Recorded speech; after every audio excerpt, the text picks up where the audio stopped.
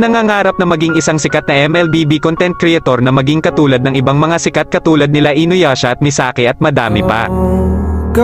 Ikaw isa ka din bang small content creator kagaya ko?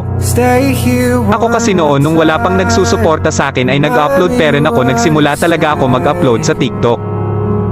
Alam nyo ba kahit 5 views lang ang video ko ay natutuwa pa rin ako kasi may nanonood sa akin. At kahit pa man ganun ay hindi pa rin ako tumigil sa pag-upload kahit na pangit ang video na ina-upload ko. Lagi kong iniisip na kung may pag-asa ba ako na maging katulad ng mga sikat na content creator. Alam nyo ba na kapag may maglalib ay lagi talaga akong humihingi ng skin sa mga sikat na content creator. Wala kasi ako skin noon hahaha simula nung na-download ko ang injector ay nagagamit ko na ang mga dream skin ko. Nung umalis si mama at pumunta ng Manila para doon magtrabaho doon ko naisipan na ay kwento ang buhay ko sa Facebook at sa TikTok. Alam nyo ba nung paggising ko hindi ako makapaniwala na dumami followers ko at nanonood sa akin. At kapag may makikita akong video na maliit lang ang views at react ay hina-heart ko at lagi ako ko-comment na ang lakas mo.